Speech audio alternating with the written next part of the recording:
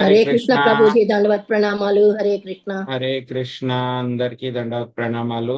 అందరికీ కూడా భాగవతామృతం కార్యక్రమానికి స్వాగతం అండి. కార్యక్రమం మొదలు పెట్టుకునే ముందు ప్రార్థనలు చేద్దాము. ఓం నమో భగవతే వాసుదేవాయ.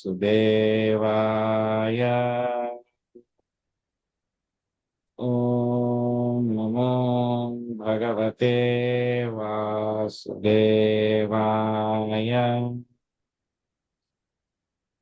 ఓం నమో భగవతే వాసుదేవాయ. నారాయణం నమస్కృత్య నరం చైవ నరోత్తమం దేవీం సరస్వతిం వ్యాసం తదో జయముదీరయే. శృణ్వతాం స్వకదా కృష్ణ పుణ్యశ్రవణ కీర్తనా హృదయంతస్థో హి అభద్రాణి విధునోతి సుహృత్సతాం. నష్టప్రాయేషు అభద్రేషు నిత్యం భాగవత సేవయా భగవతే ఉత్తమ శ్లోకే భక్తిర్భవతి నైష్టకి. ఓం అజ్ఞానతిమిరాంధస్య జ్ఞానాంజనశలాకయా చక్షురున్మిళితం యేన తస్మై శ్రీగురవే నమః. శ్రీచైతన్యమనోభీష్టం స్థాపితం యేన భూతలే స్వయం రూపా కదా మహ్యం దదాతి స్వపదాంతికం.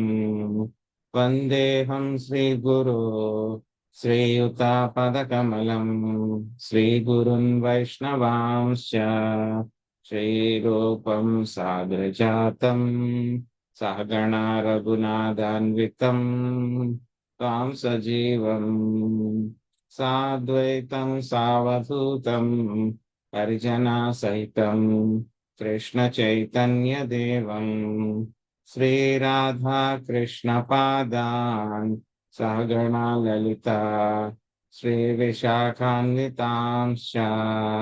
హే కృష్ణ కరుణా సింధో దీనబంధో జగత్పతే గోపేశా గోపికా కాంత రాధా కాంత నమోస్తుతే. తప్త కాంచన గౌరాంగే రాధే వృందావనేశ్వరి వృషభానుసుతే దేవి ప్రణమామి హరిప్రియే. వాంఛాకల్పతరుభ్యశ్చ కృపా సింధుభ్య ఏవ చ పతితానాం పావనేభ్యో వైష్ణవేభ్యో నమో నమః. జయ శ్రీ కృష్ణ చైతన్య ప్రభు నిత్యానంద శ్రీ అద్వైత గదాధర శ్రీవాసాది గౌర భక్త వృంద. హరే కృష్ణ కృష్ణ కృష్ణ హరే హరే హరే రామ రామ రామ హరే హరే.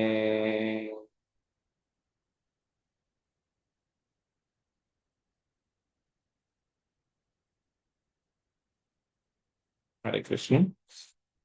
సో ఈరోజు మనము దశమ స్కందము 54వ అధ్యాయము 45వ శ్లోకం నుంచి నేర్చుకోవడానికి ప్రయత్నిద్దాము.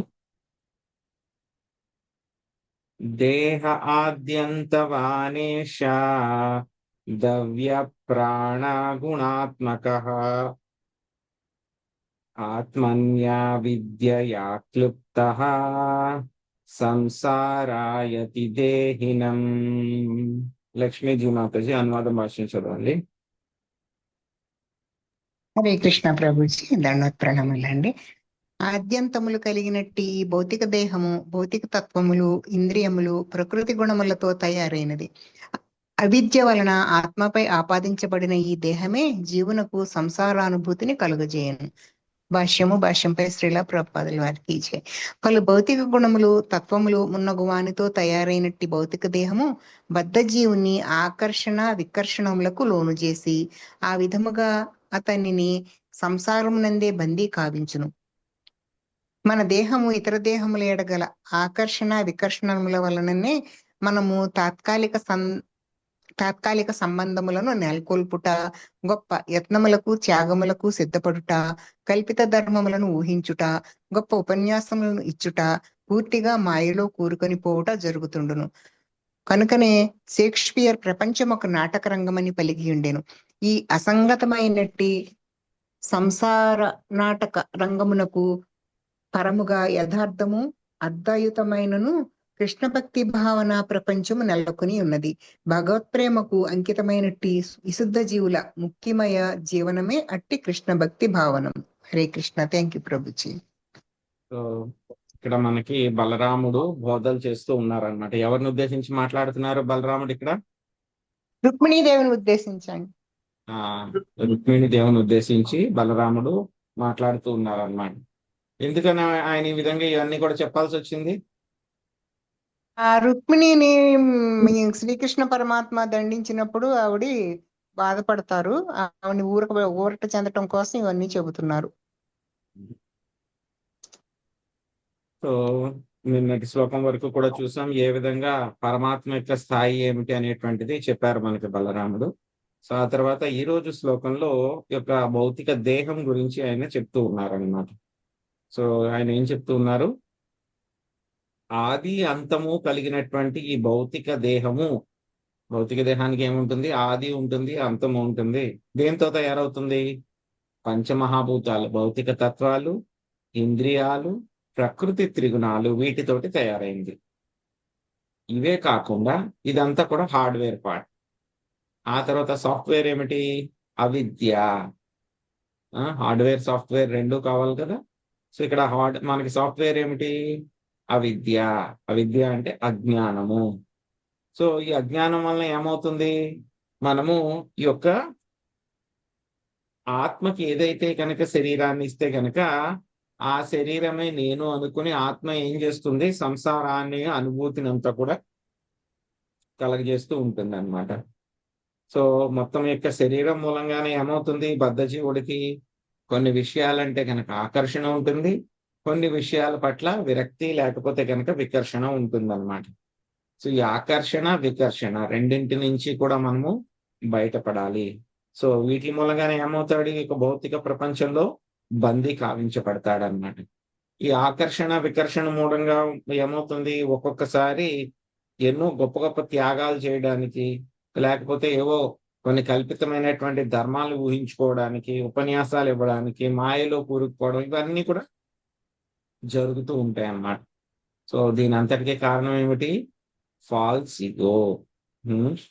సో ఇక ఫాల్స్ ఈగో మూలంగానే మొత్తం ఇవన్నీ కూడా మనకి జరుగుతున్నాయి అన్నమాట.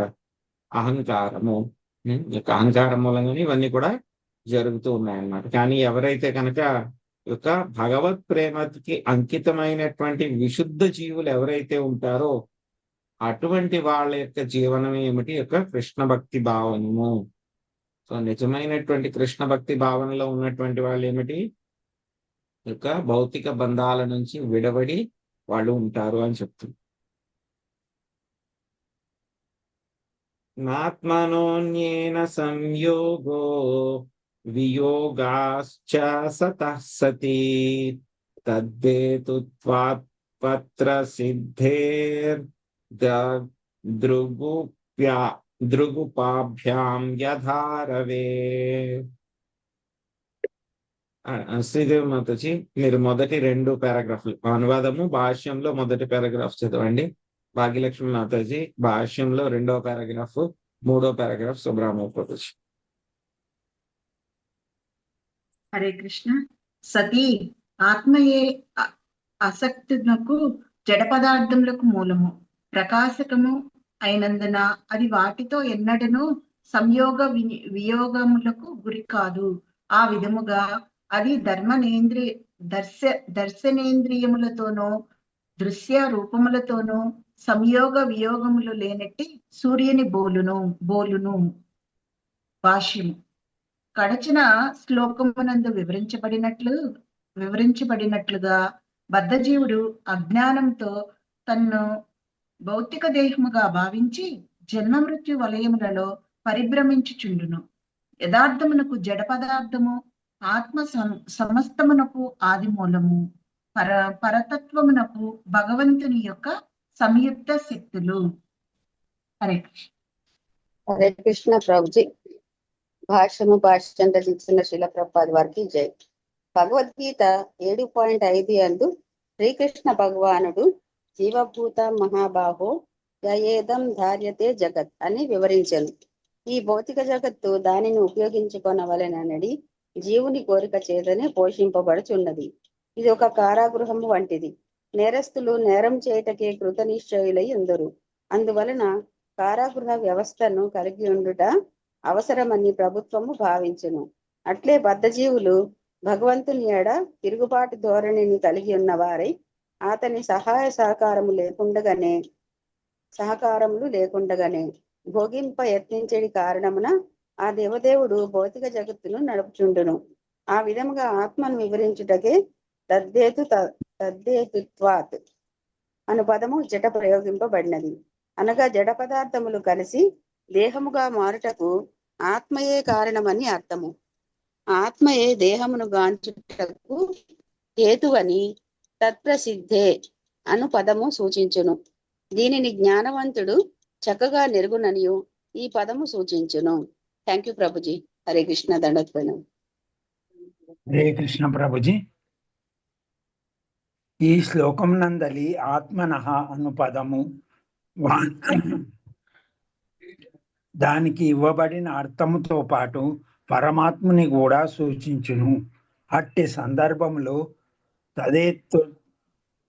తదేతుతత్వాత్ అను పదము శ్రీకృష్ణుడు తన శక్తి విస్తారముచే భౌతిక జగత్తును సృష్టించునని సూచించును.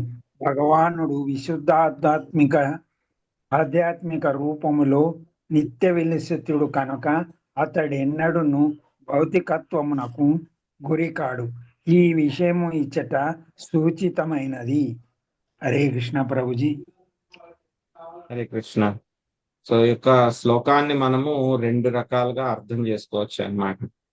సో ఇక్కడ మనకి ఆత్మ అని చెప్పారంటే కనుక ఒకటి జీవాత్మ, రెండవది పరమాత్మ అన్నమాట. సో 2 కూడా ఈ శ్లోకానికి చక్కగా వస్తాయి అన్నమాట. సో మొట్టమొదట జీవాత్మ గురించి చూద్దాం. సో ఏం చెప్తున్నారు మనకి?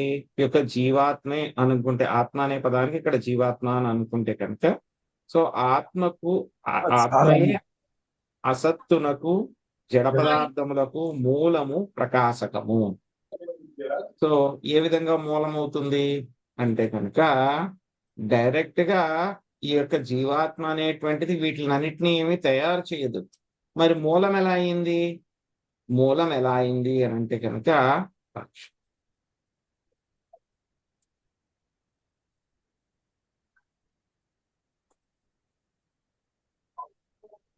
ఈ ఆత్మ అనేటువంటిది జడ పదార్థాలకి మూలం ఎలా అయింది అని అంటే కనుక, ఈ యొక్క ఆత్మ అనేటువంటిది ఏమిటి?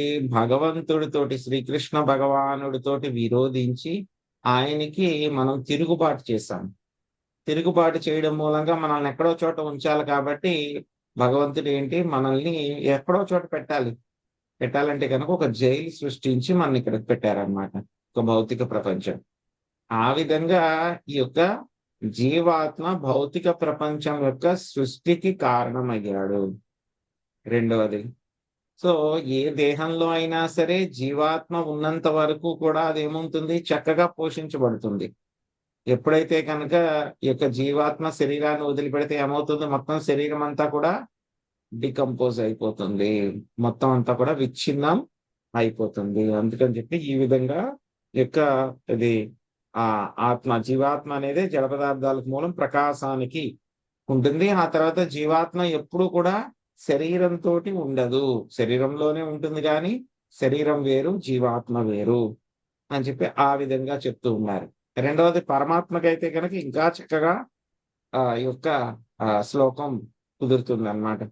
సో పరమాత్మ అయితే కనుక జడ పదార్థాలన్నీ కూడా ఆయనే సృష్టించాడు. సో మొత్తం ప్రకాశకమన్నీ కూడా ఆయన దగ్గర నుంచే వచ్చినాయి. ఆయన భౌతిక ప్రపంచంలోకి వచ్చినా సరే ఆయనకి ఒక భౌతిక పరమైనటువంటి కల్మషాలు ఏవి కూడా అంటుకోవు. సో ఆ విధంగా సూర్యుడు ఉన్నా సరే, సూర్యుడు అన్ని చోట్ల ప్రకాశిస్తూ ఉన్నా సరే, సూర్యుడు ఎప్పుడు కూడా వాటితోటి ఆయన సంయోగ వియోగాలు కలిగి ఉండడు. అలాగే పరమాత్మ కూడా ఏమిటి, అన్ని చోట్ల ఆయన సర్వవ్యాపి అయినా సరే, అన్ని చోట్ల కూడా ఆయన ఉన్నా సరే, దేనితోటి భౌతిక పదార్థాలతోటి, సో భౌతిక పరమైనటువంటి కల్మషాలు ఏవి కూడా ఆయన్ని అంటుకోవన్నమాట. అదే విషయాన్ని ఇక్కడ చెప్తున్నారు. జన్మాదయస్సు దేహస్య విక్రియానాత్మన క్వచిత్ కాలానామీవ నైవేందో మృతిస్య కుహూరివా. ఇక్కడ మాత్రం చూడండి.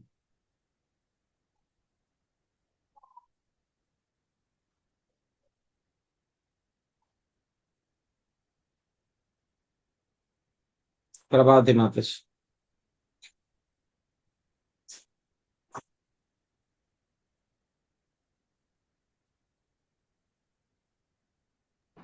హరే కృష్ణ ప్రభుజీ. నన్ను పిలిచారా ప్రభుజీ?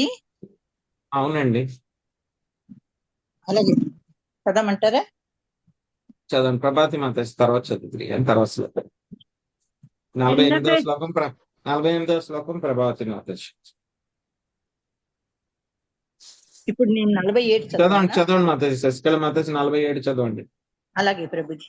అమావాస్య దినము చంద్రుని మరణమని చెప్పబడినను మార్పులు చంద్రకళలకే గాని చంద్రునికి కానట్లుగా జన్మాది వికారములు దేహమునకే గాని ఆత్మకు కావు. భాష్యము.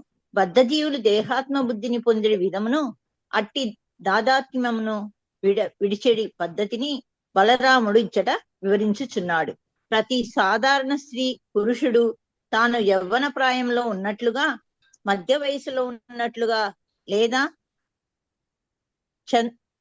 లేదా ముదుసలి అయినట్టుగా, ఆరోగ్యం కలిగినట్లుగా, లేదా రోగి అయినట్లుగా తలుచుచుండును. కాని చంద్రుడు వృద్ధి పొందుట, క్షీణించుట భ్రమయైన చందమున ఇట్టి దాదాత్మ్యము కూడా భ్రమయే. జనులు దేహాత్మ బుద్ధిని కలిగినప్పుడు ఆత్మను అవగతం చేసుకునే శక్తిని కోల్పోయేది. హరే కృష్ణ ప్రభుజీ. ధన్యవాదాలు. హరే కృష్ణ. సో ఏమవుతుంది, కొంతమంది ఏమంటారు, అమావాస్య రోజు చంద్రుడు చనిపోయాడు అని చెప్తూ ఉంటాడు. సో చంద్రుడు నిజంగా చనిపోతారు?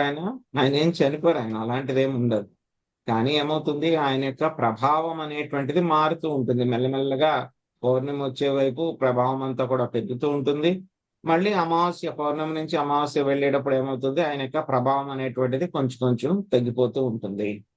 సో అలాగే ఈ యొక్క శరీరము కూడా రకరకాల స్థాయిలో ఉంటుంది. సో బాల్యావస్థ, ఆ తర్వాత యవనావస్థ, ఆ తర్వాత మధ్య వయస్సు, ఆ తర్వాత ముసలితనము. సో అయిన తర్వాత ఎలా అయితే కనుక ఆ శరీరానికి కూడా ఏమవుతాయి, ఆ యొక్క శక్తి సామర్థ్యాలు, ఆ యొక్క వికాసము అవన్నీ కూడా తగ్గిపోతూ పెరిగిపోతూ ఉంటాయి అన్నమాట. సో ఎలా అయితే కనుక చంద్రుడికి మరణం అనేటువంటిది లేదో, సో అలాగే శరీరం కూడా మార్పులు చెందుతూ ఉన్నా సరే ఆత్మకి ఎటువంటి మార్పు కూడా ఉండదు అని చెప్పి ఆ విషయాన్ని ఇక్కడ చెప్తూ ఉన్నారు. సో ఇక్కడ జన్మాది వికారాలు అనేవి దేహానికి ఉంటాయి కానీ ఆత్మకి ఏమీ ఉండవు అని చెప్తున్నారు. యదా సయాన ఆత్మానం విషయాన్ ఫలమేవచ అనుభుంక్తేప్య సత్యర్థే తదాప్నోత్య బుధో భవం. హరే కృష్ణ ప్రభుజీ. నిద్రించడి వ్యక్తి బ్రహ్మపూర్వకముగా స్వప్నం నందు తనను, భోగ్య వస్తువులను, తన కార్యఫలములను అనుభవించు రీతిగా అల్పజుడు సంసారమును అనుభవించును. భాష్యము. అసంగో హ్యయం పురుష. జీవునికి భౌతిక జగత్తుతో సన్నిహిత సంబంధము లేదు అని శృతి యందు తెలుపబడినది. ఈ విషయమే ప్రస్తుత శ్లోకములో వివరించబడినది. శ్రీమద్ భాగవతము 11:22-56 నందు ఇటువంటి శ్లోకము వేరొక చోట కలదు. అద్దేహ విద్యమానేపి సంస్కృతిర్న నివర్తతే జాయితో విషమానస్య స్వప్నేనర్ధాగమో యదా. సంసారములకు నిజమైన అస్తిత్వం లేనప్పటికీ చెడ్డ కళల అనుభవం తొలగని రీతిగా అది ఇంద్రియ భోగం సదా చింతించే వారికి ఎన్నడూ తొలగదు. హరే కృష్ణ ప్రభుజీ. సో ఏం చెప్తున్నారు ఇంకా బలరాముడు ఇక్కడ ఏం చెప్తున్నారు? సో నిద్రపోయిన వ్యక్తి ఒక్కొక్కసారి కల్లో తన్ను రకరకాల భోగ్య వస్తువులను వాటిలన్నిటిని కూడా అనుభవిస్తూ ఉంటాడు. అలాగే తెలివి తక్కువైనటువంటి వాడు కూడా ఇక్కడ సంసారాన్ని అనుభవిస్తూ ఉంటాడు అని చెప్తున్నారు అన్నమాట. తస్మాదజ్ఞానం శోక మాత్మా శోషా విమోహనం తత్వజ్ఞానేన నిర్హృత్య స్వస్థా భవ శుచిస్మితే. లక్ష్మీ నాగేశ్వరి.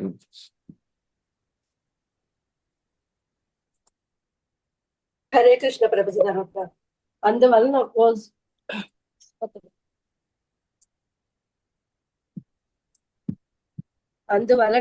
శుచిస్మిత నీ మనసును దుర్బలము కావించుచు కలవరపెట్టుచున్నట్టు శోకమును తత్వజ్ఞానముతో తొలగించి స్వస్థతను పొందుము. భాష్యం. ఈ జగత్తులో భగవంతుడితో కలిసి లీలలు ఉనర్చెడి లక్ష్మీదేవియే రుక్మిణి కనుక ఆమె తన నామమాత్ర శోకమును విడవవలసి ఉన్నది. ఈ విషయమును బలరాముడు రుక్మిణికి గుర్తు చేశాను. హరే కృష్ణ.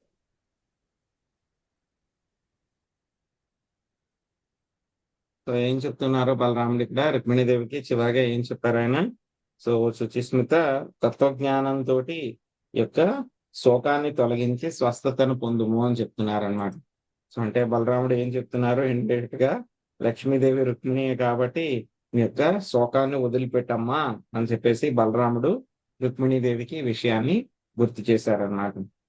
శ్రీ సుఖం వాచ ఏవం భగవతా తాన్వి రామేణ ప్రతిబోధిత వైమనస్యం పరిత్యజ్య మనోబుద్ధ్యా సమాదధే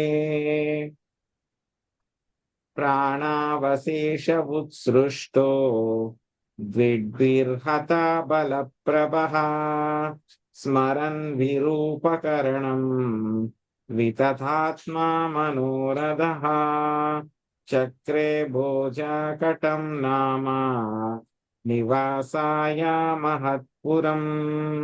సుశీల మాత 2 శ్లోకాలు అనువాదం. హరే కృష్ణ ప్రభుజీ. సుఖదేవ గోస్వామి పలికెను.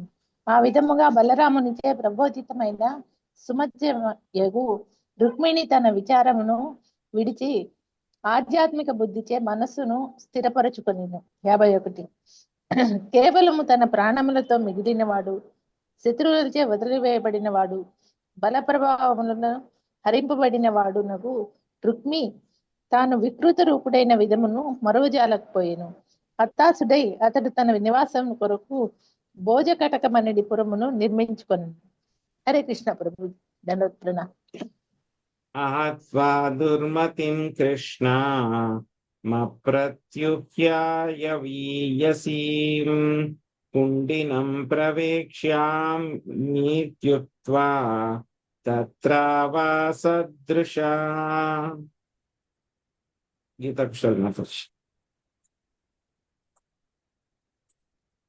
హరే కృష్ణ ప్రభుజీ.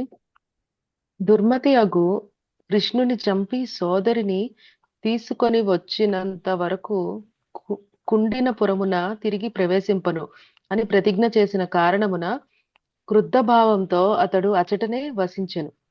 భాష్యము.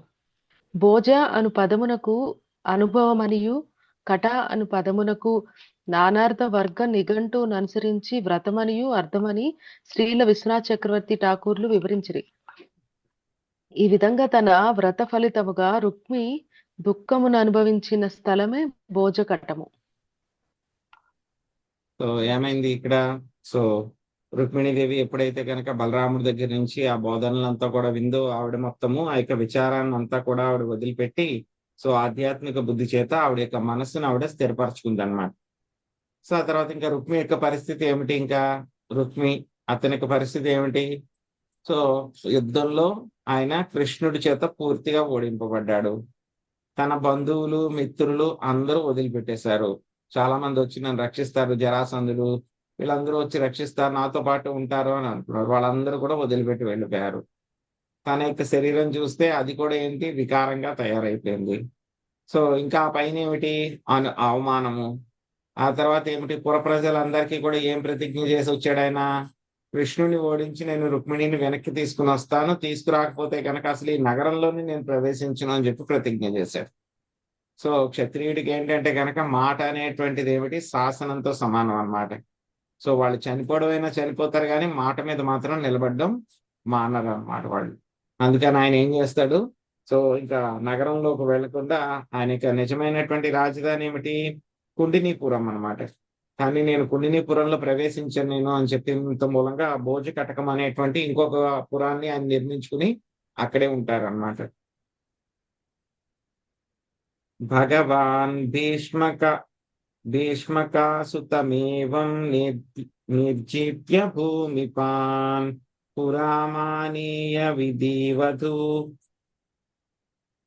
పయేమే కురుద్వః తదా మహోత్సవో నృణాం యదుపూర్యాం గృహే గుహే అభూదనన్య భావానాం కృష్ణే యదుపతౌ నృప. రాధమ్మ మాతాజీ రెండు శ్లోకాలు అనువాదించడం. ఓ కురువంశ పాలక, ఈ విధంగా దేవదేవుడు విరోధరాజులందరినీ ఓడించి భీష్మక సుతను తన పురములకు తీసుకొని వచ్చి వేద విధిని అనుసరించి ఆమెను వివాహం చేసుకుని రాజా యదుపతి శ్రీకృష్ణుని యందే అనన్య ప్రేమ కలిగిన యదుపుర వాసుల గృహములన్నింటి యందును ఆ సమయమున మహోత్సవం జరిపాను. హరే కృష్ణ. Thank you Prabhuji. నరా నార్యశ్చ ముదితా పమృష్టామణికుండలా పారిబర్హాముపాజాగ్రో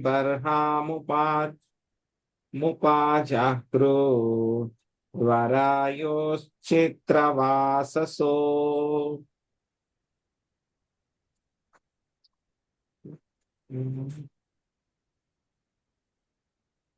సావృష్టి పుర్యుతద్మితేంద్రకేతుభిర్ విచిత్రమాల్యాంబరరత్నతోరణై బభౌ ప్రతిద్వార్యుపక్లుప్తమంగళైర్ ఆపూర్ణకుంభా గురుధూపదీపకై. లక్ష్మీ శ్రీనివాస మాతాజీ. హరే కృష్ణ ప్రభుజీ. 55. స్త్రీ పురుషులందరూ ఆనందంతో నిండిన వారు మణికుండల శోభితులైన పెళ్లి కానుకలను తెచ్చి అద్భుత వస్త్రాలంకారులకు వధూవరులకు వినమ్రంగా సమర్పించిరి. 56.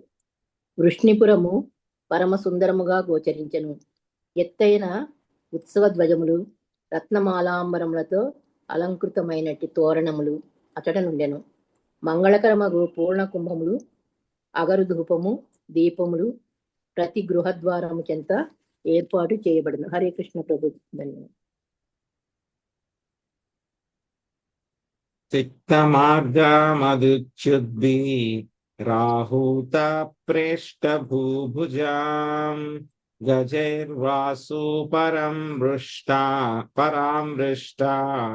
రంభాపూగోపశోభితా. కురు సృంజయ కైకేయ విదర్భాయదుకుంతయః మిథో ముమూదిరే తస్మిన్ సంభ్రమాత్ పరిధావతాం. లక్ష్మీపార్వతి మాతాజీ. హరే కృష్ణ ప్రభుజీ. ధన్యవాదాలు. వివాహమునకు అతిథులుగా వచ్చేసిన రాజులకు చెందినట్టి అత్త గజములచే పురమార్గములు పరుపబడెను. ద్వారముల చెంత అరటి చెట్లను, పోక చెట్లను ఏర్పరిచినవై ఈ గజములు నగర శోభను ఇనుమడింపజేసినవి. 58. తత్తరపాటుతో అటునిటు పరుగు తీయుచున్నట్టి జనసమూహము మధ్య కురు సృంజయ కైకేయ ఎదర్భయది కుంతి వంశములకు చెందిన రాజులు ఆనందముతో పరస్పరము కలిసి కొనిరి. హరే కృష్ణ ప్రభుజీ. ధన్యవాదాలు. రుక్మిణ్యాహరణం శ్రుత్వా గీయమానాం తతస్తతః రాజానో రాజకన్యాశ్చ బభూవుర్భృః సవిస్మితా ద్వారకాయామభూద్రాజన్ మహామోదం పురౌకసాం రుక్మిణ్యా రమయోపేతం దృష్ట్వా కృష్ణం శ్రియః పతిం. శివలీల మాతాజీ. 59. రుక్మిణి హరణ వృత్తాంతము గాన రూపములో సర్వత్రా కీర్తించబడగా విని రాజులు వారి తనయులు అమిత విస్మృతులైరి. 60. సర్వైశ్వర్యపతియగు శ్రీకృష్ణుడు లక్ష్మీదేవియగు రుక్మిణితో జతకూడుటను గాంచి ద్వారకాపురవాసులు పరమానందమును పొందిరి. శ్రీమద్ భాగవతమునందలి రుక్మిణీ కృష్ణుల వివాహము అను దశమ స్కందములోని 54వ అధ్యాయమునకు కృష్ణ కృపామూర్తి శ్రీ శ్రీల ఏసి భక్తివేదాంత స్వామి ప్రభుపాదుల వారి వినమ్ర శిష్య ప్రణీతమగు భాష్యము సమాప్తము. హరే కృష్ణ హరే కృష్ణ కృష్ణ కృష్ణ హరే హరే హరే రామ హరే రామ రామ రామ హరే హరే. సో అక్కడ ఏమైంది, ఆ తర్వాత రుక్మిణీదేవితో పాటు శ్రీకృష్ణ భగవానుడు ద్వారకలో ప్రవేశించారు. ప్రవేశించిన తర్వాత వాళ్ళిద్దరికీ కూడా వివాహము జరిగిందనమాట. ఎంతో అంగరంగ వైభవంగా, ఎంతో అద్భుతంగా ఆ యొక్క వివాహము జరిగిందనమాట. సో ఆ వివాహం జరిగితే కనుక ద్వారకా నగరంలో ఉన్నటువంటి వాళ్ళందరూ కూడా వాళ్ళ ఇంట్లో ఏదో వివాహం జరుగుతున్నట్లు మొత్తం వాళ్ళ ఇల్లంతా కూడా అలంకరించారనమాట. సో వాళ్ళందరూ కూడా చక్కగా అలంకరించుకుని పెళ్లి కానుకలు తీసుకుని వెళ్ళి మంచి మంచి వస్త్రాలు అవన్నీ కూడా ధరించి వధూవరులిద్దరికి కూడా మంచి మంచి కానుకలన్నీ కూడా సమర్పించారనమాట. ఆ యొక్క వివాహానికి మొత్తము అందరూ రాజులందరూ ఎవరైతే ఉన్నారో వాళ్ళందరూ కూడా వచ్చారనమాట. సో ఎవరైతే అరిస్టోక్రాట్ అంటారు కదా మొత్తము, సో వాళ్ళందరూ కూడా రాజవంశీయులందరూ కూడా అక్కడికి రావడం జరిగిందనమాట. ఎవరెవరు వచ్చారు అక్కడికి? కురు, సృంజయ, కైకేయ, విదర్భ, యదు, కుంతయ. సో వాళ్ళందరూ కూడా అక్కడికి వచ్చి వాళ్ళందరూ కూడా ఒకళ్ళనొకళ్ళు ఎంతో ఆనందంగా కలుసుకుని పరస్పరం కలుసుకున్నారనమాట. సో అక్కడ అసలు వివాహం అడుగుతారు కదా, అక్కడ పెళ్లికి వచ్చిన వాళ్ళందరూ కూడా ఎలా జరిగిందమ్మా ఈ వివాహము, ఎలా దొరికింది ఈవిడ, వరుడు వధువు ఎలా కలుసుకున్నారు అని చెప్పి అక్కడ చర్చ వస్తుంది కదా. వచ్చినప్పుడు అందరూ కూడా ఏ విధంగా శ్రీకృష్ణ భగవానుడు రుక్మిణీదేవిని హరించి తీసుకుని వచ్చారు అని చెప్పేసి ఆ విషయాన్ని అక్కడ ఉన్నటువంటి వాళ్ళందరూ కూడా గాన రూపంలో వినిపిస్తే విన్న వాళ్ళందరూ కూడా ఆశ్చర్యపోయారనమాట. వాళ్ళందరూ కూడా ఆశ్చర్యపోయి ఎంతో ఆనందం చెందారనమాట. సో అక్కడ రుక్మిణీదేవి లక్ష్మీదేవి అయినటువంటి రుక్మిణితోటి శ్రీకృష్ణుడు సర్వైశ్వర్యపతి కలవడాన్ని మొత్తం ద్వారకాపురవాసులందరూ కూడా ఎంతో ఆనందం పొందారనమాట. సో రుక్మిణీదేవికి అదేవిధంగా శ్రీకృష్ణ భగవానుడికి ప్రద్యుమ్నుడు అనేటువంటి కుమారుడు పుడతారనమాట. సో ఆయన గురించి వచ్చేటువంటి వృత్తాంతం మనకి 55వ అధ్యాయము ప్రద్యుమ్న చరిత్రంలో మనకి వస్తుంది అనమాట. అదేంటో మనం చూద్దాం. శ్రీ సుఖం వాచ కామస్తు వాసుదేవాంశో దగ్ధ ప్రాగృద్రమన్యునా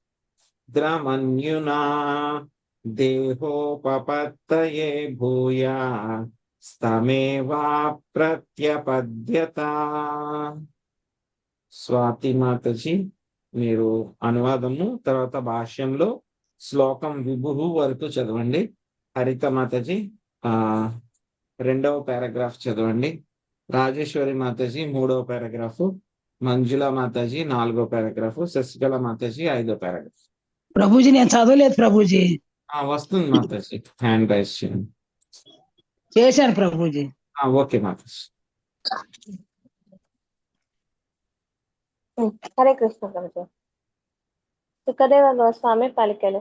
వాసుదేవాంశయగు కామదేవుడు మన్మధుడు పూర్వము రుద్రుని కోపము వలన దగ్ధమయ్యను. ఇప్పుడు నూతన శరీరమును బడయుటకై అతడు తిరిగి వాసుదేవుని దేహమునందే వచ్చి చేరను. భాష్యము.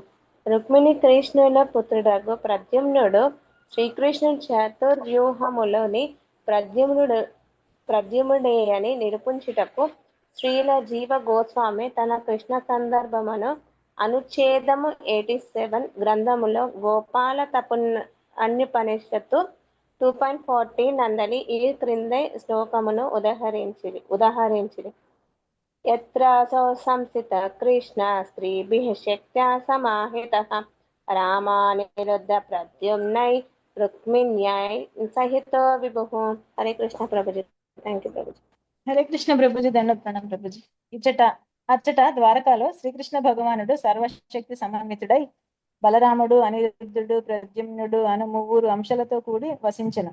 శ్రీమద్ భాగవతం నందలి ప్రస్తుత శ్లోక సందర్భమును అనుసరించి కృష్ణ సందర్భమును గ్రంథము ఇంకను ఇట్లు వివరించినది.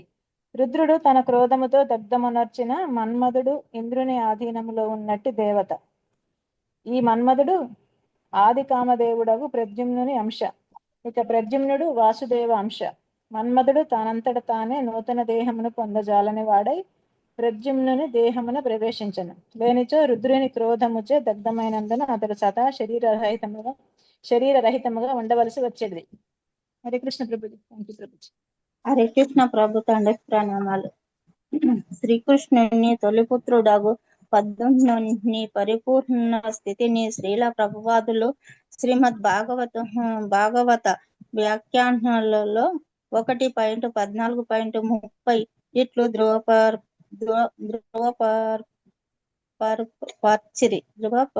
ధృవపర్చిరి. పద్ముడు అనిరుద్ధుడు కూడా భగవద్ంశలే అయినందువలన వారు కూడా విష్ణు తత్వములై ఉన్నారు. ద్వారక యందు వాసుదేవుడు తన హంసలుగా సంకర్షణుడు, పద్ముడు, అనిరుద్ధుడు అను మునుగురితో కూడి దివ్య నీలనురక్తుడై ఉండెను. అందువలన వారిలో ప్రతి ఒక్కరిని భగవంతుడనియే సంబోధించవచ్చును. హరే కృష్ణ. హరే కృష్ణ ప్రభుజీ. జాంబవతితో శ్రీకృష్ణుని వివాహమునకు పూర్వమే, అట్లే ఆ దేవదేవుని ఇతర వివాహములు పూర్వమే ప్రద్యుమ్నుడు రుక్మిణీదేవి గర్భమున జన్మించెను. శ్రీధర స్వామి పలికిరి. తదనంతరము ప్రద్యుమ్నుడు శంబరుని ప్రసాదము నుండి తిరిగి వచ్చెను. కానీ ఎటువంటి త్రెంపు లేకుండుటకే సుఖదేవ స్వామి ఇతర పత్నులతో శ్రీకృష్ణుని లీలను వర్ణించుటకు ముందు ప్రద్యుమ్ని చరిత్రను పూర్తిగా వర్ణించను. హరే కృష్ణ. హరే కృష్ణ ప్రభుజీ. ప్రత్యుమ్నాంశంగా ఇప్పుడు ప్రకటమైనట్టి కామదేవుడు అనగా మన్మధుడు వాసుదేవుడే అధిష్టాన దేవత అయినట్టి చిత్తము నుండి ప్రభవించినందున్నను అట్లే అతడు ప్రజోత్పత్తికి కారణమైనందునను వాసుదేవాంశయేనని శ్రీధర స్వామి తెలిపిరి. ప్రజనచ్చాస్మి కందర్ప ప్రజోత్పత్తి కారణములలో నేను మన్మధుడను అని శ్రీకృష్ణుడు భగవద్గీత 10.28 ఎందు పలికాడు. హరే కృష్ణ ప్రభుజీ. ధన్యవాదాలు. హరే కృష్ణ. సో ఇక్కడ రుక్మిణీదేవి శ్రీకృష్ణ భగవానుడికి ఇద్దరికి కూడా ఇక ప్రద్యుమ్నుడు అనేటువంటి కుమారుడు జన్మించడం జరుగుతుంది అన్నమాట. సో ప్రద్యుమ్నుడు శ్రీకృష్ణుడి యొక్క రెండవ భార్య జాంబవతి దేవి అన్నమాట. సో జాంబవతి దేవితోటి వివాహము అవ్వక ముందే ప్రద్యుమ్నుడు రుక్మిణీదేవి యొక్క గర్భంలోకి ఆయన వచ్చేస్తారన్నమాట. సో అంటే కనుక ఆవిడికి గర్భం వస్తుంది అన్నమాట. సో అసలు ఎవరి ప్రద్యుమ్నుడు అని అంటే కనుక ఇక్కడ మనకి సుఖదేవ గోస్వామి చెప్తున్నారు. ఏమని చెప్తున్నారు? సో మన్మధుడు ఇంతకు ముందు రుద్రుని యొక్క కోపం వలన ఆయన యొక్క శరీరం అంతా కూడా దగ్ధమైపోతుంది. ఎందుకంటే కనుక రుద్రుడు ఆయన తపస్సు చేసుకుంటూ ఉన్నప్పుడు ఆయన ఏం చేస్తారు? బాణం వేస్తారు, మన్మథ బాణం వేస్తారనమాట. ఆయన యొక్క తపస్సు భంగం అవుతుంది. సో అందుకని చెప్పేసి కోపంతో ఆయన్ని మూడవ కంటితోటి చూస్తే కనుక మన్మధుడి యొక్క శరీరం అంతా కూడా దగ్ధమైపోతుంది అనమాట. సో ఆ తర్వాత దగ్ధమైపోయిన తర్వాత మళ్ళీ కొత్త శరీరం పొందడం కోసం అని చెప్పేసి ఆయన వాసుదేవుని యొక్క శరీరంలోకి వచ్చి ఆయన చేరడం అనేటువంటిది జరిగిందనమాట. సో మనం చూస్తే కనుక ఇక్కడ వాసుదేవ అంటే కనుక మనం చెప్తున్నాం కదా, చతుర్వ్యూహం వాసుదేవ, సంకర్షణ, అనిరుద్ధ, ప్రద్యుమ్న అన్నారు. ఇక్కడ ద్వారకలో ఎవరుంటారు అని చెప్తున్నారు? శ్రీకృష్ణ భగవానుడు శక్తి సమన్వితుడై బలరాముడు, అనిరుద్ధుడు, ప్రద్యుమ్నుడు అను ముగ్గురు అంశలతో కూడి వసించెను. సో సంకర్షణుడు అంటే కనుక ఆయన బలరాముడు, ఆ తర్వాత శ్రీకృష్ణుడి యొక్క కుమారుడు ప్రద్యుమ్నుడు, మళ్ళీ ప్రద్యుమ్నుడి యొక్క కుమారుడు అనిరుద్ధుడు. సో మొత్తం నలుగురు కూడా, వీళ్ళందరూ కూడా ఎవరు? విష్ణు తత్వాలే అన్నమాట. వీళ్ళందరూ కూడా విష్ణు తత్వాలే. సో అలాగే చెప్తారు కదా. సో రామావతారంలో కూడా వచ్చినప్పుడు వాసుదేవ, సంకర్షణ, అనిరుద్ధ, ప్రద్యుమ్న. సో రాములు వారు, లక్ష్మణుడు, భరతుడు, శత్రుఘ్నుడు, వీళ్ళ నలుగురు కూడా యొక్క చతుర్వ్యూహం నుంచి వచ్చిన వాళ్ళే అని చెప్పి చెప్తారన్నమాట. సో అలాగే ఇక్కడ మనకి కూడా మొత్తం నలుగురు కూడా ఉంటారన్నమాట. సో ఎప్పుడైతే కనుక మన్మధుడు ఎవరు అని అంటే కనుక ప్రద్యుమ్నుడి యొక్క అంశ అన్నమాట. ఎప్పుడైతే కనుక మన్మధుడి యొక్క శరీరము నాశనం చేయబడిందో అప్పుడు ఏమవుతాడు? మన్మధుడు మళ్ళీ కొత్త శరీరాన్ని పొందక మళ్ళీ ప్రద్యుమ్నుడి దగ్గరికి ఆయన వచ్చేస్తారనమాట. ఆయనకు అంశే కాబట్టి ఆయన దగ్గరికి వచ్చేస్తారనమాట. సో కాబట్టి ఆయన వచ్చేసిన ఆయన ఏమవుతుంది? ఆ తర్వాత మళ్ళీ ప్రద్యుమ్నుడు, అనిరుద్ధుడు ఇద్దరు కూడా భగవద్ అంశలే అని చెప్పారనమాట. సో ఈ విధంగా ఏమవుతుంది? సో రుక్మిణీదేవికి ప్రద్యుమ్నుడు జన్మించడం జరుగుతుంది అన్నమాట. సయేవ జాతో వైదర్భ్యాం కృష్ణవీర్యా సముద్భవః ప్రద్యుమ్నా ఇతి విఖ్యాత సర్వతో నవమః పితుః తం సంబరః కామరూపీ కృత్వాతోకమనిర్దశం సవిదిత్వాత్మనః శత్రుం ప్రాస్యోదన్వత్యగాద్గృహం.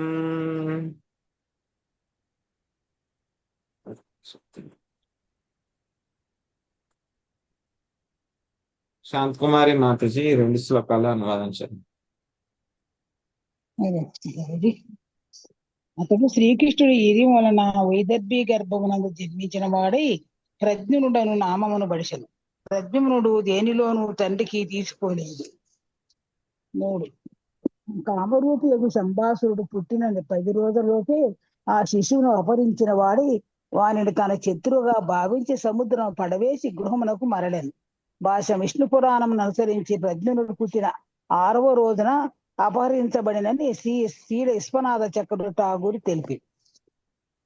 ప్రభు గారి తం నిర్జగార బలవన్మేనా సోప్య పరై సహా వృతో జాలేన మహతా గృహీతో మత్స్య జీవిభి తం సంబరాయ కైవర్త ఉపాజ ప్రూరుపాయనం సూదా మహానసం లీత్వా వద్యన్ సుదితినాద్భుతం.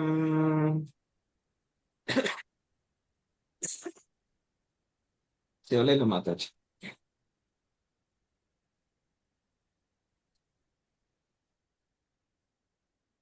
మహాబలవంతమైన మత్స్యం ఒకటి ప్రద్యుమ్నుని మృంగెను.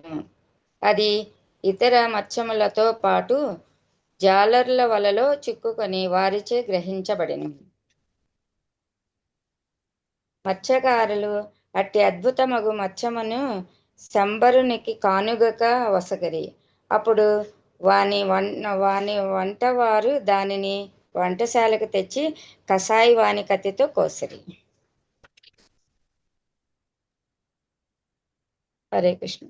దృష్ట్వా తదూదరే బాలం మాయావత్యైన్యవేదయన్ నారదో కథయత్ సర్వం తస్యా సంకితచేతసః బాలస్య తత్వముత్పత్తిం మత్స్యోదరా నివేశనం. లక్ష్మీపార్వతి మాతాజీ. హరే కృష్ణ.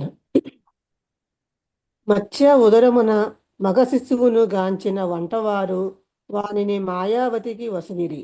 దానికి ఆమె ఆశ్చర్యచకితురాలు గాగా నారదముని అచటకు వచ్చి ఆ బాలుని జన్మమును గురించి అతడు మత్స్య ఉదరములో ప్రవేశించిన విధమును గురించి పూర్తిగా ఆమెకు వివరించెను. హరే కృష్ణ. सा च कामैस्य वै पत्नी रतिर्नामा यशस्विनी पत्युर्निर्दग्धदेहस्य देहोत्पत्तिं प्रतीक्षति निरूपिता संबरेण सा सुदौदनसाधने कामदेवं शिशुं बुद्ध्वा चक्रे स्नेहं तदार्भके. ప్రభావతి మాత.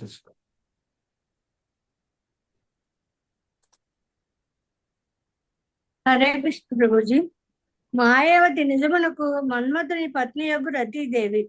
పూర్వదేహము దగ్ధము కాగా తన భర్త నూతన దేహం పొందుడికే ప్రతీక్షించుచు ఆమె శంబరునిచే వంటగత్తెగా నియమింపబడిన ఆ శిశువు వాస్తవమునకు కామదేవుడని ఎరిగినదే ఆమె అతని ఏడ ప్రేమ భావమును చూపసాగను. ఈ కథను శ్రీల విశ్వనాథ చక్రవర్తి ఠాకూర్లు ఇట్లు వివరించిరి. మన్మథుని దేహం దగ్ధమైనంతటా అతడి వేరొక దేహం పొందుటకై రతీదేవి శివుని ప్రార్థించినది. శంబరుడు కూడా వరార్థియే శివుని కడికి వచ్చి ఉండెను. శివుడు అతనిని మొదట గుర్తించి వరమును కోరుకొమ్ము అని పలుకగా రతీదేవిని గాంచి కామపరవశుడైన శంబరుడు ఆమెను వరముగా కోరుకొను. శివుడు దానిని అనుగ్రహించెను. పిదపు శివుడు తీవ్రముగా రోధించుచున్నట్టు రతీదేవితో ఇతనితో పాటు వెడలము, ఇతని ఇంటనే నీవు కోరినది పొందగలవు అని ఓరడించుచూ పలికెను.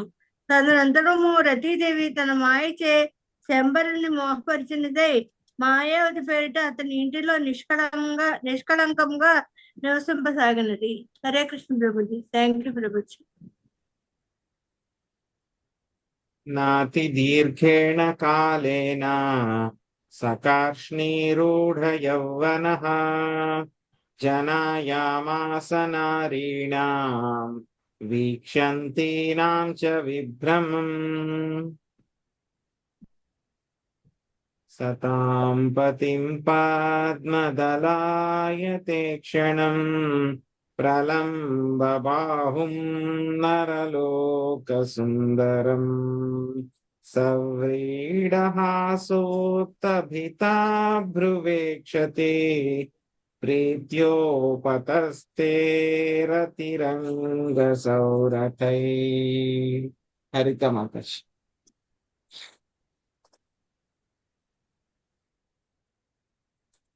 హరే కృష్ణ ప్రభుజీ. 10th దశ ప్రభుజీ, 10th శ్లోకం. అవునండి.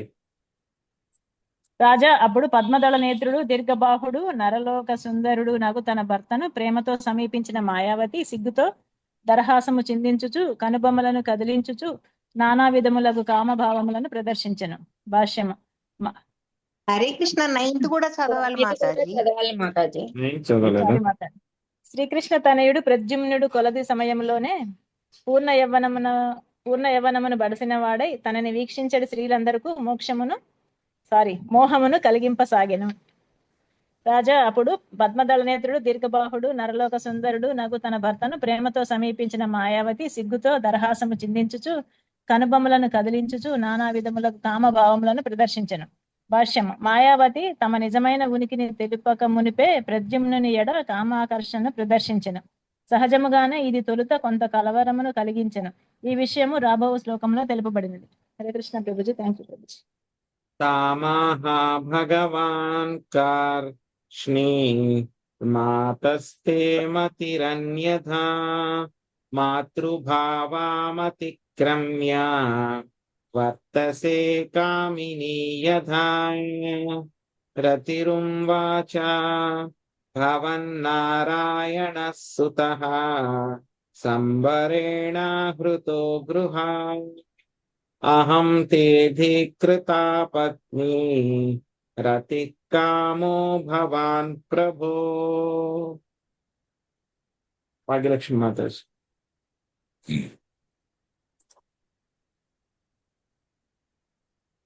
హరే కృష్ణ ప్రభు. అప్పుడు ప్రద్యుమ్నుడు ఆమెతో, తల్లి, నీ ప్రవృత్తి మారినది, మాతృభావమును అతిక్రమించిన దానవై నీవు ప్రేయసి వలె వర్తించుచున్నావు అని పలికెను. రతీదేవి పలికెను, నీవు నారాయణుని పుత్రుడవు. పితృగృహము నుండి నీవు శంబరునిచే అపహరింపబడితివి. హే ప్రభు, నీవు మన్మధుడవు కనుక నేను నీ పత్నియగు రతీదేవిని. Thank you Prabhuji. Hare Krishna. దండోత్ Pranam. So ఇక్కడ ప్రద్యుమ్నుడి యొక్క వృత్తాంతం అన్నమాట చెప్తున్నారు మనకి. సో ఏమని చెప్తూ ఉన్నారంటే కనుక ప్రద్యుమ్నుడు వలన చనిపోయేటువంటి ఒక రాక్షసుడు ఉంటారన్నమాట, సంబరాసురుడు అనేటువంటి రాక్షసుడు. సంబరాసురుడికి తెలుస్తుంది అనమాట, ప్రద్యుమ్నుడి వల్ల నేను చంపబడతాను, ఇతని చేతిలో నాకు మరణం ఉంది అని చెప్పి సంబరాసురుడికి తెలుస్తుంది. సో సంబరాసురుడికి ఎన్నో మాయా విద్యలు ఉంటాయి కాబట్టి రుక్మిణీదేవి ఇంట్లో ఒక పరిచారిక కింద ఆవిడ వచ్చేస్తుంది అన్నమాట. వచ్చిన తర్వాత ప్రద్యుమ్నుడు జన్మించిన తర్వాత 6వ రోజున ఏం చేస్తుంది, ప్రద్యుమ్నుడిని అపహరించేస్తాడన్నమాట సంబరాసురుడు. అపహరించేసి అలాగా ద్వారక దాటి వెళ్తూ ఉంటే కనుక సముద్రంలో ఆ శిశువును వదిలేస్తారనమాట. సో శిశువుని సముద్రంలో వదిలేస్తే ఏమవుతుంది, న్యాచురల్ గా చనిపోతాడు అని చెప్పేసి అక్కడే ఉన్నటువంటి ఒక పెద్ద చేప ఏం చేస్తుందంటే కనుక ఈ యొక్క శిశువుని మింగేస్తుంది, అంటే ప్రద్యుమ్నుడిని మింగేస్తుంది. మింగేసిన తర్వాత ఏమవుతుంది, మత్స్యకారులు ఆ చేపను పట్టుకోవడం జరుగుతుంది. అబ్బా చాలా పెద్ద మంచి చేప దొరికింది అని చెప్పి పట్టుకుంటారని. పట్టుకున్న తర్వాత ఏం చేస్తారు, ఇది రాజుగారికి ఇస్తే బాగుంటుందని చెప్పి తీసుకెళ్లి రాజుగారికి ఇస్తారు. ఎవరు, సంబరాసురుడికి. సంబరాసురుడు ఏం చేస్తాడు, వంట వాళ్ళకి ఇచ్చేసి చక్కగా వండి పెట్టండి దీని అని చెప్పేసి చేపను వాళ్ళకి ఇచ్చేస్తారన్నమాట. అక్కడ వంటశాలలో ఇక చేపను కట్ చేసి చూస్తే కనుక మధ్యలో ఒక శిశువు దొరుకుతాడు. ఆశ్చర్యంగా ఏముంటుంది, ఆ శిశువు ఇంకా బతికే ఉంటాడు అనమాట. సో అక్కడ వంటశాలలో ఎవరుంటారు, మాయావతి అనేటువంటి ఆవిడ ఉంటుంది అనమాట. ఎవరి మాయావతి అంటే కనుక రతీదేవి అన్నమాట. రతీదేవి ఎప్పుడైతే మన్మధుడు చనిపోతారో వెంటనే శివుడి దగ్గరికి వెళ్ళి నా భర్తకి శరీరాన్ని ఇవ్వండి, రక్షించండి అని చెప్పి ప్రార్థించడానికి వెళ్తుంది అనమాట శివుడి దగ్గరికి. వెళ్తే కనుక అదే సమయానికి సంబరాసురుడు కూడా వస్తాడు. వచ్చిన వెంటనే రతీదేవిని చూసి నాకు ఈవిడి కావాలి అని అడుగుతారు అన్నమాట శివుని.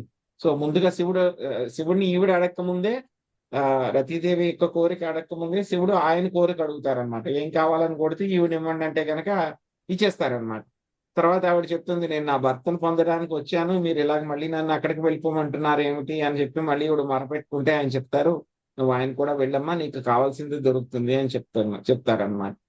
సో అలాగే వచ్చేస్తుంది ఎవరు, ఈవిడ మాయావతి అనేటువంటి పేరుతోటి సంబరాసురుడి దగ్గర ఉంటుంది అనమాట. కానీ సంబరాసురుడి దగ్గర ఉన్నా సరే తన యొక్క మాయాశక్తులతోటి ఆవిడ నిష్కళంకంగా ఆ విధంగా ఉంటుంది. ఆవిడ యొక్క పని ఏంటంటే కనుక అక్కడ సంబరాసురుడి యొక్క వంటశాలలో అన్నము ఇవన్నీ కూడా వండడం ఆవిడ యొక్క పని అన్నమాట.